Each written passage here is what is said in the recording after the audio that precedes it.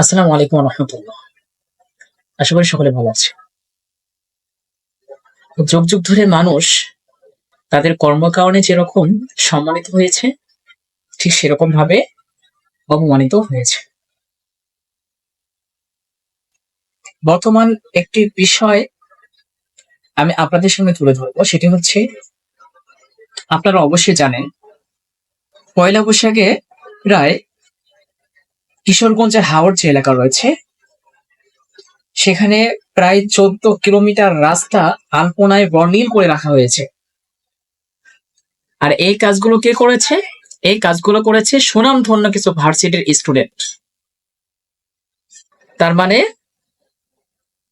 যারা ভালো ভালো প্রতিষ্ঠান থেকে লেখাপড়া করছে, তাদের দ্বারা এই কাজগুলো হয়েছে। এখন আমার প্রশ্ন,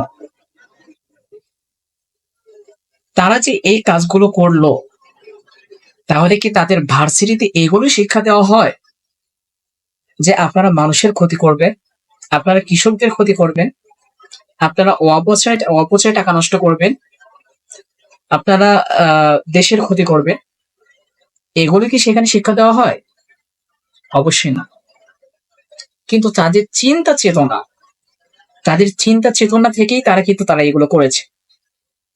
ইতিপূর্বে কিন্তু কখনো এগুলো করা হয়নি, কিন্তু তারা এই যে লক্ষ লক্ষ কোটি কোটি টাকা ব্যয় করে তারা যে এই রাস্তার যে সৌন্দর্য রয়েছে, এটা যে তারা নষ্ট করলো, তারা কি কখনো এটা ভেবেছে যে তাদের দেশেই কিছু কিছু জায়গায় কিছু কিছু অঞ্চল রয়েছে যেখানে মানুষরা দুবেলা ভাত খেতে পাচ্ছে না, যেখানে মানুষরা সুন্দর কাপড় পরতে পারছে না?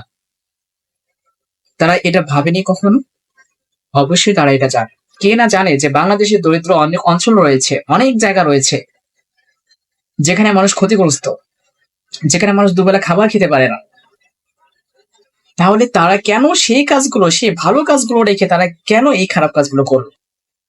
এখানে টাকা ব্যয় করলো, এখানে শ্রম দিল, এখানে সবকিছুই তারা করলো, কিন্তু অথচ তাদের সম্মানটা হচ্ছে কি, প্রত্যেকটা মানুষ যাচ্ছে তাদের সম্মানিত যে আলপনাগুলো রয়েছে সেগুলো পাড়িয়ে পাড়িয়ে তার উপর দিয়ে যাচ্ছে।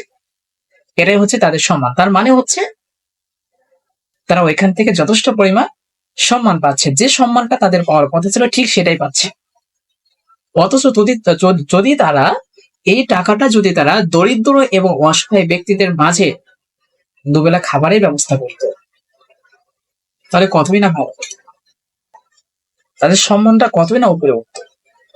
আপনারা এইরকম কিছু কাজ করুন যে কাজগুলোর মাধ্যমে আপনাদের সম্মান বাড়িয়ে যাবে, যে কাজগুলোর মাধ্যমে মানুষ আপনাদেরকে স্মরণে রাখবে। আপনারা কি জানেন না, আপনারা এত ভালো ভালো প্রতিষ্ঠানে লেখাপড়া করছেন, আপনারা তো অবশ্যই জানেন যুগ যুগ ধরে অনেক মানুষ এই পৃথিবীতে আসছে যারা তাদের কাজের মাধ্যমেই পরিচিত লাভ করেছে, যারা তাদের ভালো কাজগুলোর মাধ্যমে পরিচিতি লাভ করেছে। একটা ব্যক্তি দুইটি কারণে সমালোচিত হয় এবং সারা বিশ্বে পরিচিতি লাভ করে: এক, ভালো কাজের মাধ্যমে; দুই, খারাপ কাজের মাধ্যমে। সুতরাং আপনি দুইটা থেকে কোনটা বেছে নেবেন? অবশ্যই ভালো কাজটা বেছে নেবেন। ভালো কাজটা যদি আপনাকে বেছে নিতে হয়, তাহলে অবশ্যই আপনাকে ভালো কাজ করতে হবে। আপনি যদি ভালো কাজ করেন, তাহলে মানুষ আপনাকে মনে রাখবে, দেশ আপনাকে মনে রাখবে, জনগণ আপনাকে মনে রাখবে। যে মানুষগুলোকে আপনি সাহায্য করবে, যাদেরকে আপনি সাহায্য করবে, তারা অবশ্যই আপনার জন্য দোয়া করবে, আপনাকে মনে রাখবে।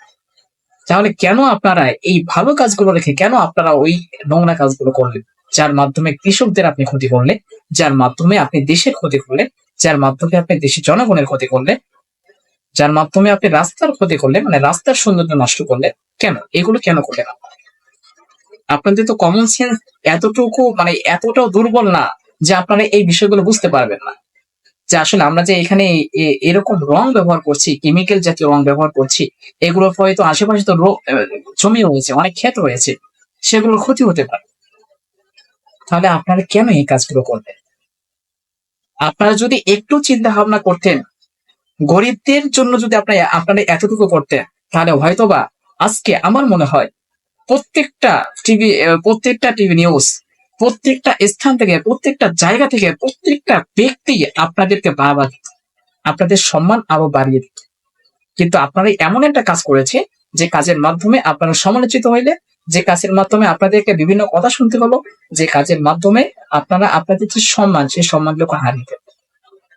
সুতরাং প্রত্যেকটা ব্যক্তির সুন্দর একটা মস্তিষ্ক রয়েছে। আমরা চিন্তা ভাবনা করতে পারি, আমাদের মাথা দিয়ে আমরা চিন্তা ভাবনা করতে পারি। আমাদের যেহেতু আল্লাহ রাব্বুল আলামিন চিন্তা করার একটি সুন্দর মস্তিষ্ক দিয়েছে, মাথা দিয়েছে, সুতরাং আমরা সবসময় চিন্তা করব, আমরা যে কাজটাই করব না কেন, যে আসলে আমি এই কাজটা করতেছি, এই কাজটা করলে আমার কি কি ক্ষতি হতে পারে, এই কাজটা কতটুকু আমার সাথে যাবে, বা এই কাজটা করলে আমার কি কি ধরনের মানে কোন কোন পরিস্থিতির সম্মুখীন হতে পারে, বা কোন কোন বিষয়ে আমার বাধা সৃষ্টি হতে পারে, আমি কোন কোন বিষয়ের কারণে এই কাজটার মাধ্যমে আমি সমালোচিত হব কিনা, আমাকে নিয়ে সমালোচনা করবে কিনা, এই কাজটা আসলে কতটুকু ভালো হচ্ছে, মানুষের জন্য কতটুকু ভালো হচ্ছে, মানুষদের ক্ষতি হচ্ছে কিনা, সব দিক বিবেচনা করে আপনাকে কাজটা করতে হবে। সুতরাং যাদের চিন্তা চেতনা এরকম যে আপনারা আপনাদের মতো করে বাঁচবেন, বাঁচুন, কোনো সমস্যা নেই। অন্যের ক্ষতি করে আপনি কখনোই বাঁচতে পারবেন, অন্যের ক্ষতি করে কখনোই আপনি সম্মান পাবেন না। সুতরাং আসুন আমরা সকলে মিলে আমাদের চিন্তা চেতনাকে পরিবর্তন করে আমরা এই দেশটাকে নিজের মানে মাতৃভূমি হিসাবে আমরা আমাদের দেশটাকে সুন্দরভাবে গড়ে তোলার চেষ্টা করি। সকলেই এই বিষয়টা মাথায় রেখেই আমাদের প্রত্যেকটা পদক্ষেপ, প্রত্যেকটা কাজ আমাদের করতে হবে। তাহলেই আমার মনে হয় যে একটি দেশের উন্নতি সাধন করা সম্ভব। একটি দেশের যত প্রকার সমস্যা আসুক না কেন, আমরা সকলেই একসাথে মিলেমিশে সেগুলোর সম্মুখীন হব, সেগুলোকে বাধা দেব, বাধা দিয়ে আমরা এই দেশটাকে সুন্দরভাবে পরিচালনা করার চেষ্টা করব এবং সুন্দরভাবে থাকার চেষ্টা করব। তবেই আমরা সুন্দর একটি দেশ, আমরা সুন্দর দেশের মানুষ হিসাবে নিজেদেরকে পরিচিত লাভ করতে পারবো। সকলেই এই বিষয়টা মাথায় রাখবে। অবশ্যই আমাদেরকে একদম সচেতন নাগরিক হিসাবে পরিচিতি লাভ করতে গেলে অবশ্যই আমাদেরকে সুন্দর মস্তিষ্কের মানে অধিকারী হতে হবে। সর্বক্ষেত্রে আমাদেরকে ভেবে চিন্তে কাজ করতে হবে। সুতরাং আসুন আমরা সকলে মিলে এই দেশকে ভালোবাসি, এই দেশের মানুষদেরকে ভালোবাসি, এই দেশের জনসাধারণকে ভালোবাসি, এই দেশের বিভিন্ন অঞ্চলের যে দরিদ্র অসহায় মানুষগুলো রয়েছে তাদেরকে সাহায্য সহযোগিতা করার মাধ্যমে আমরা যেন একটি সুন্দর একটি রাষ্ট্র সারা বিশ্বকে উপহার দিতে পারি, এই প্রচেষ্টা এবং এই আশা ব্যক্ত করেই আমি আমার কথা এখানে শেষ করছি। আসসালামু আলাইকুম ওয়া রাহমাতুল্লাহ।